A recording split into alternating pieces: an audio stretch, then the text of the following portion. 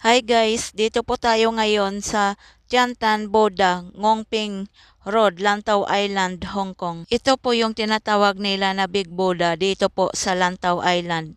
Mayroon itong 268 steps bago mo marating ang Big Boda. Kailangan mong umakyat ng 268 steps papunta doon sa taas. Pagdating mo dito sa taas, maganda ang mga views dito sa paligid. Pagdating sa taas, pwede mong ikutin yung Boda. Maganda ang mga views dyan sa paligid. Pwede ka rin pumasok sa loob pero bawal doon mag-video, mag-picture. Pwede kang mag-picture sa labas lang. Pwede ka ding umakyat dyan sa hagdan. Maganda ang mga tanawin dyan pag doon ka na sa taas. Dyan ka lang pwedeng mag-picture sa paligid.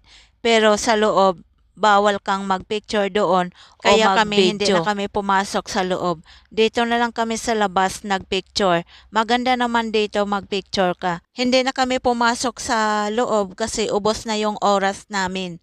Yung mga kasama namin nagsiyayaan na uuwi na kasi medyo ang oras pa paggabi na. Dito sa labas marami ka namang pwedeng pagpicturan dito. Maganda pumunta dito pag winter kasi yung akyatan mo napakataas.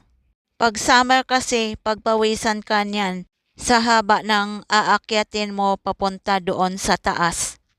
Pero kahit ganyan kataas yung akyatin mo pagdating doon sa taas hindi ka magsisisi kasi nga magaganda ang mga makikita mo doon at pwede mong pagpicturan. Napakaganda ang view pag doon ka na sa taas. Kaya habang hindi pa masakit yung tuhod mo, punta ka na dito. Sulit naman ang pamasahe sa cable car papunta rito.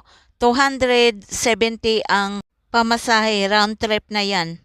Kaya ano pang inaantay mo? Punta ka na rito habang winter pa. Sa mga gustong pumunta dito, via MTR lang tayo. Sakay kayo ng MTR papuntang Tongchong. Exit B. Paglabas nyo, makikita nyo dyan ang City Gate Outlet. Lakad lang kayo dyan sa gilid, papunta doon sa escalator. Pagdating ninyo sa escalator, akyat kayo sa taas at doon kayo kukuha ng ticket para mura yung ticket ninyo. Kasi pag dyan sa baba, medyo mahal na. Kaya advice ko sa inyo, doon na lang kayo kukuha ng ticket sa taas. Yun nga, ang sabi ko kanina, 270 per head ang cable car nila. Balikan na yan.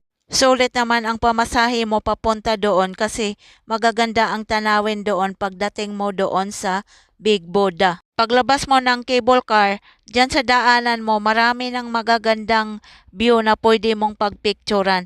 Kaya sulit talaga pag pumunta ka doon.